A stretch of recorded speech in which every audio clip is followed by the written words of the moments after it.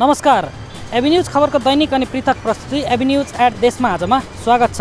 साना खबर या ठुला खबर जसले समाजलाई सकारात्मक दिशातर्फ डोर्याउँछ या त्यस्ता खबर जसले सम्बन्धित पक्षलाई सचेत बन्न खबरदारी गर्छ। खबर हर पल अनि निरन्तर देशैभर भएका हाम्रा खबरदाताहरूको सामूहिक प्रस्तुति एबी न्यूज एट देशमा आजलाई आउनुहोस् सुरु गरौँ।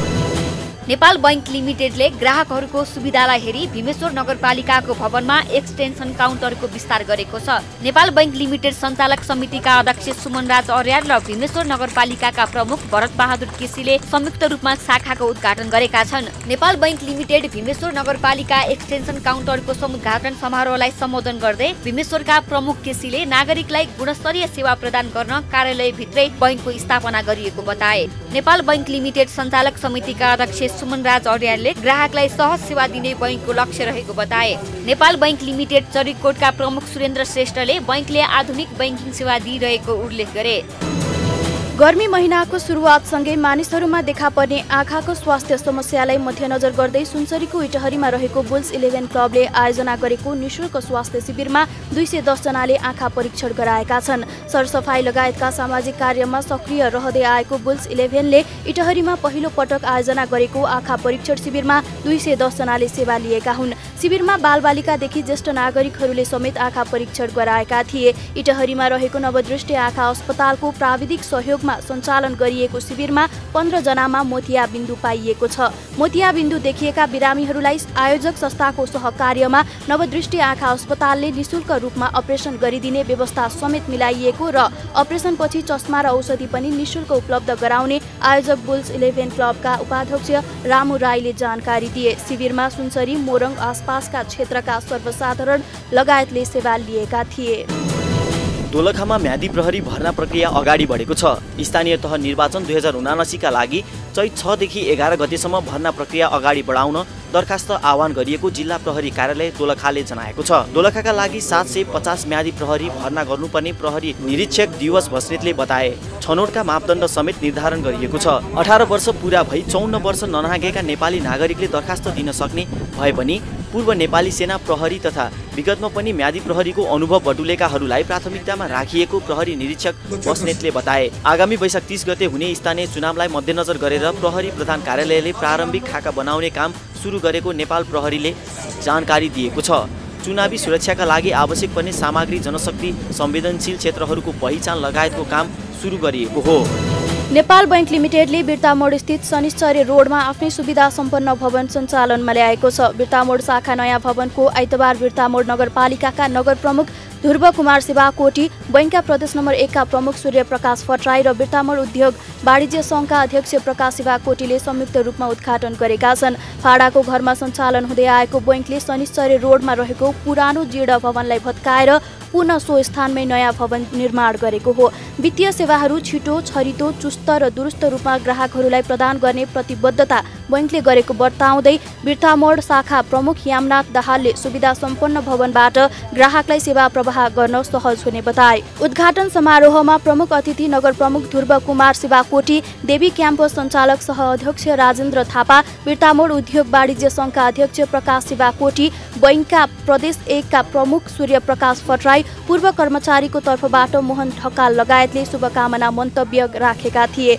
बैंकको सहायक प्रबन्धक अनिसा पोखरेलले स्वागत गरेको कार्यक्रमको सञ्चालन बैंककै सहायक प्रबन्धक कमला चापागाईले गरेकी थिइन्। एलआईसी नेपाल इटहरी शाखाले इटहरी 5 का बिमित स्वर्गीय अमर बहादुर रावतका इच्छाएको व्यक्ति श्रीमती हेमा चौहानलाई मृत्यु दाबी रकम हस्तान्तरण गरेको छ।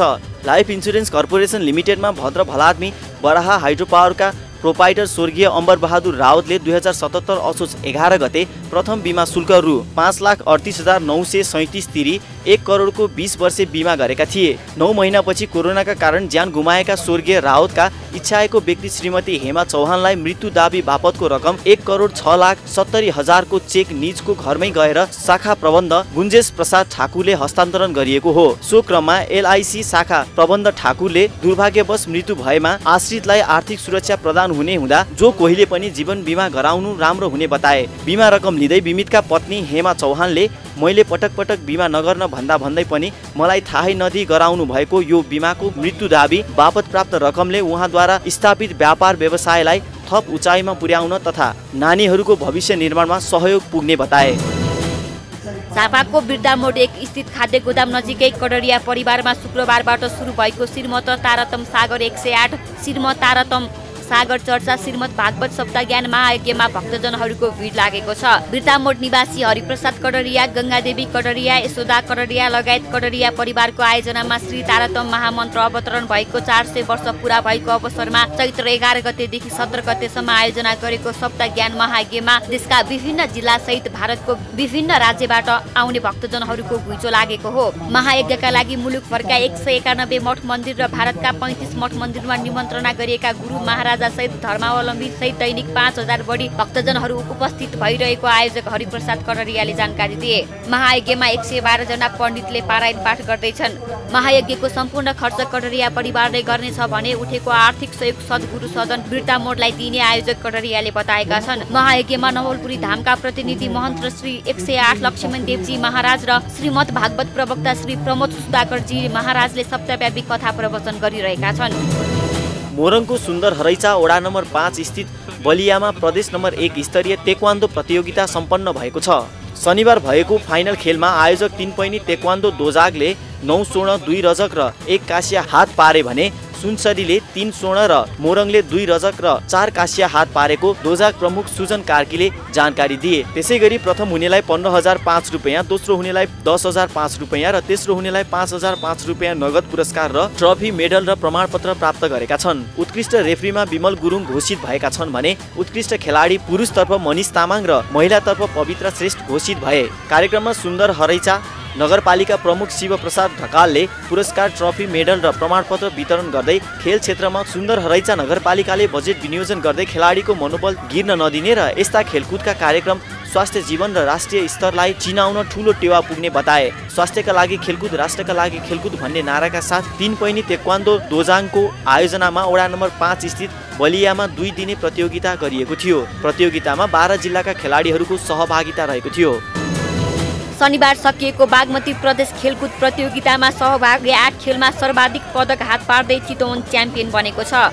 चितवनले 21 स्वर्ण, 19 रजत र 14 काँस्य हात पार्यो। बागमती प्रदेश खेलकुद विकास परिषदद्वारा आयोजित प्रतियोगिताको दोस्रो स्थान काठमाडौँ र तेस्रो स्थान ललितपुरले हात पारे। काठमाडौँले 19 स्वर्ण, 6 रजत, 7 काँस्य र ललितपुरले 9 स्वर्ण, 9 रजत र 8 काँस्य हात पार्यो। बागमती प्रदेशका 13 जिल्लालाई समावेश गर्दै आयोजना गरिएको प्रतियोगिता शनिबार काभ्रेको धुलीखेल रङ्गशालामा समापन गरिएको छ। प्रतियोगिताको फागुन 28 गते मकवानपुरको हेटौडा स्थित पिप्ले क्याब डाँडा रङ्गशालामा उद्घाटन गरिएको थियो। उपाधि विजेता खेलाडीलाई संघीय सरकारका युवा तथा खेलकुद मन्त्री महेश्वर जङ गहतराज, प्रदेश खेलकुदमा युवा तथा खेलकुद मन्त्री रत्न प्रसाद ढकाल, प्रदेश खेलकुद विकास परिषदका सदस्य सचिव सूर्यलाल भण्डारी लगायतले पुरस्कृत गरेका थिए। प्रतियोगितामा 2100 बढी खेलाडी सहभागी बनेका थिए। संघीय संरचना अनुसार प्रदेश खेलकुद विकास परिषद गठन भएपछि प्रदेश खेलकुद प्रतियोगिता आयोजना गरेर बागमती प्रदेश सरकारले इतिहास रचेको छ।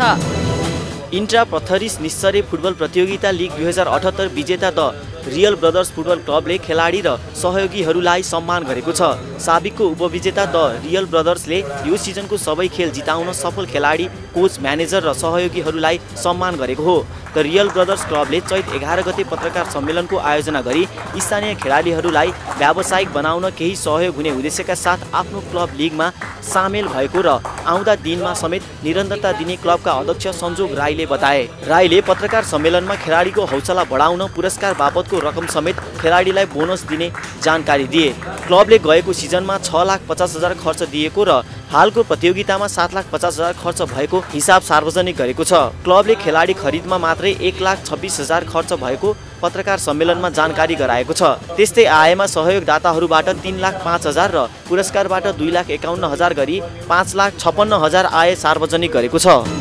चिसाङ गङ्गा घाट निर्माण समितिको आयोजना तथा आराधना कीर्तन समूहको सहयोगमा शान्तिको कामना सहित ऐतिहासिक महापुराण सुरु भएको छ। चिसाङ खोलामा व्यवस्थित घाट निर्माणका लागि सहयोग जुटाउने उद्देश्यले आयोजना गरिएको श्रीमद् भागवत सङ्गीतमय सप्ताह महापुराणको विधिवत कलश यात्रा सहित संघीय सांसद घनश्याम खतिवडा, लेटाङ नगरपालिकाका प्रमुख शङ्कर राई तथा उपप्रमुख कृष्ण कुमारी निरोलाले पानसमा दियो बालेर उद्घाटन गरे। विश्वमै पहिलो पटक 5 वर्षका बालक सुखदेव स्वामीद्वारा दैनिक गीता तथा भागवत पाठ कथा वाचन गर्ने भएकाले लेटाङमा हुने महापुराण ऐतिहासिक हुने आयोजकको भनाइ छ। पवित्र उद्देश्य लिएर पुराण सुरु गरिएकाले एकपटक पुराण सुनेर पवित्र हुन आयोजकले आग्रह गरेको छ। उद्घाटनमा वडा अध्यक्ष तेज प्रसाद तिमसिनाले कार्यक्रममा सम्पूर्ण महानुभावहरूलाई कथा श्रवण गर्न र आफूले सकेको सहयोग गरी घाट निर्माणमा सहयोग गर्न आग्रह गरे।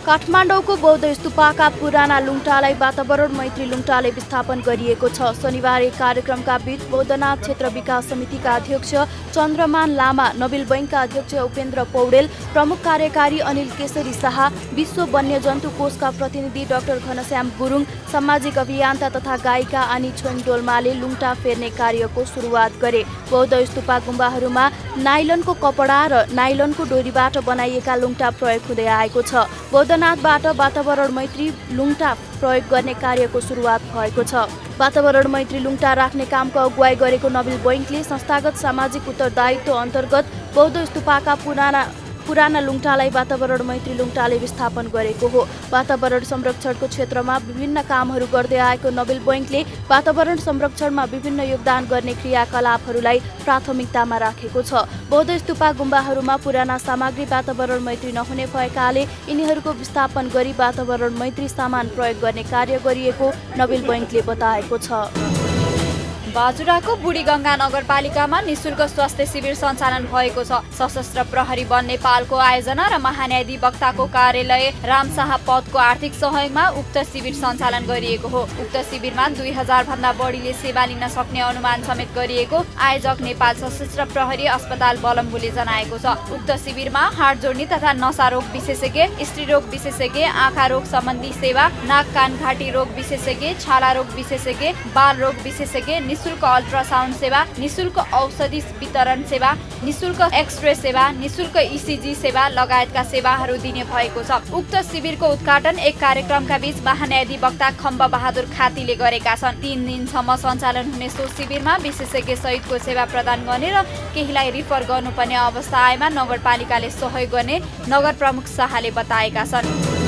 बुटोल अटो भिलेज मैनाबगरमा खानेपानी ओभरहेड ट्याङ्की शिलान्यास गरिएको छ। खानेपानी तथा सरसफाई उपभोक्ता समिति बुटोल अटो इन्जिनियरिङ एसोसिएसनको आयोजनामा सम्पन्न कार्यक्रममा लुम्बिनी प्रदेशका राष्ट्रिय योजना आयोगका उपाध्यक्ष वामदेव छेत्रीले मैनाबगरको अटो भिलेजलाई नमुना बनाउन जोड दिने बताए। उनले अटो व्यवसायलाई स्वामित्व हस्तान्तरण गरेर अगाडि बढ्न सके व्यवसायले अपनत्व महसुस गरेर यो क्षेत्रको विकासमा जोड दिने बताए। यस क्षेत्रमा निर्माण हुन लागेको करिडोर बारे अटो क्षेत्र प्रभावित नहुने गरी विकल्पका बारे छलफल गर्न जरुरी रहेको पनि उपाध्यक्ष छेत्रीले जानकारी दिए। प्रदेश सरकार र नगरपालिका लगायतको सहयोगमा निर्माण सुरु भएको यो आयोजनाको लागत करिब 9 करोड रहेको छ।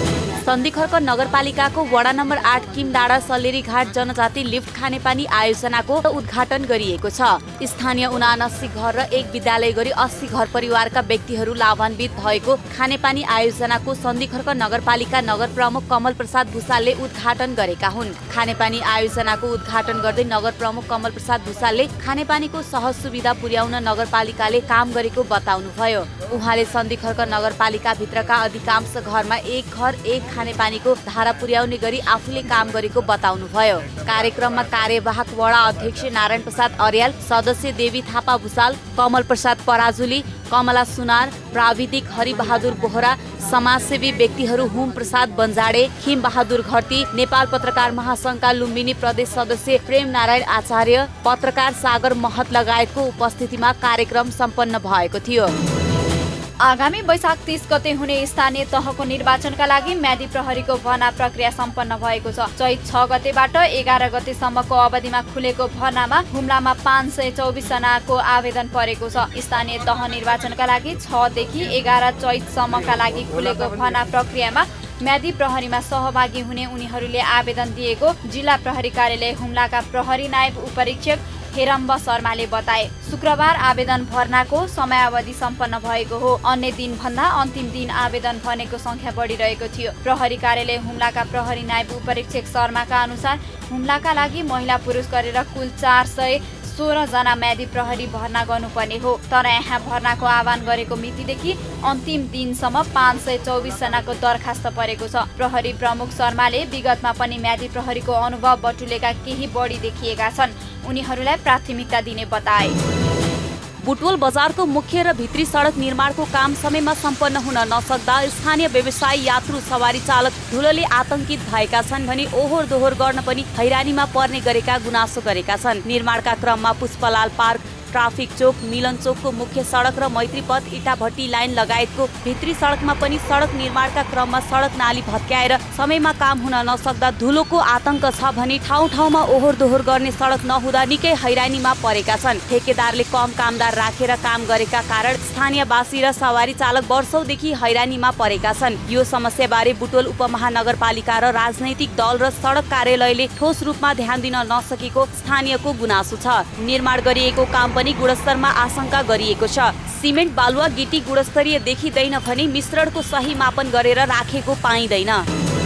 पर्वतको कुस्मा नगरपालिका 10 र फलेवास नगरपालिका 3 को सिमानामा पर्ने सिसा ठाँटी भुल्याङ्दी खोलामा काठको पुल बनाइएको छ। विगतका वर्षमा काठको साङ्गो मात्र हुने गरेको खोलामा अहिले स्थानीय युवाहरूको सक्रियतामा काठको पुल बनाइएको हो। विद्यालय जानदेखि घाँसपात खेतीबाली गर्न जान समेत समस्या हुने यस क्षेत्रमा पुल बनाइएपछि खोला तर्न सहज भएको हो। गाईबस्तु चराउनदेखि घाँसपात गर्न समेत खोला तर्नुपर्ने बाध्यता रहेको यस क्षेत्रमा स्थानीयलाई खोलामा काठको पुल बनेपछि दैनिकी सहज भएको छ। पर्वत सदरमुकामलाई राजमार्गले नजोड्दासम्म राजधानी तथा भारतका विभिन्न स्थानमा पुग्ने पैदल मार्गको रूपमा रहेको ऐतिहासिक सिसा ठाँटी मन्दिर सहित बटुवा बस्ने ठाँटी समेत रहेको छ। विगत वर्षमा काठको साँगो मात्रै हुँदा खोला तर्न समस्या हुने गरेको सिसा ठाँटीमा अहिले काठको पुल बनेपछि कुस्मा बजार जान स्थानीयहरूलाई वारीपारी गर्न सहज भएको छ। सडकमा सहज यातायात र दुर्घटनाको जोखिम न्यून बनाउन मध्य पहाडी लोकमार्गमा दोहोरो लेन छुट्याइएको छ। त्यसमा पनि सवारीहरू सहजै आवतजावतका लागि बजार क्षेत्रमा 4 देखि 6 लेनसम्म बनाइएको छ। तर मध्य पहाडी लोकमार्ग अन्तर्गत पर्वत खण्डको सदरमुकाम कुस्मा बजारमा भने लेन सहित लोकमार्ग बन्दा स्वास्थ्य र दुर्घटनाको जोखिम बढेको छ। झन्डै 1.5 किलोमिटरको उक्त खण्डमा दुर्घटना र जाम घटाउन सडकमा 4 लेन निर्माण गरिएको भए पनि सडकमै सवारी पार्किङ गर्दा सडकको 2 लेनमा मात्र सवारी ओहोर दोहोर गर्न पाउने गरेका छन्। दुवैतर्फका छेउपट्टिका लेनमा यात्रुवाहक बस, मालवाहक ट्रकदेखि ग्यारेजमा मर्मतका लागि लैजान गरिएका सवारीहरू लाइनसँगै पार्किङ गरिएको सवारी समेत राजमार्गमै रहने भएका कारण राजमार्गमा दुर्घटनाको जोखिम रहेको हो। सवारी पार्किङका लागि बस पार्क निर्माणले गति नलिँदा अहिले व्यवसायीहरूले राजमार्गमै पार्किङ गर्ने गरेका छन्। बस पार्कको अभावमा राजमार्गमा सवारी पार्किङ गर्नुपर्ने बाध्यता रहेको व्यवसायीहरूले बताएका हुन्। एभिन्यूज एट देशमा आजमा हामी त्यस्ता खबरलाई ध्यान दिनेछौँ जुन खबर ओझेलमा परेको छ र बन्न सक्छ खबर। एभिन्यूज एट देशमा आजलाई यति नै। भोलि फेरि देशैभरका खबरका साथमा प्रस्तुत हुने नै छौँ। तबसम्मका लागि हेर्दै रहनुहोला एभिन्यूज खबर। नमस्कार।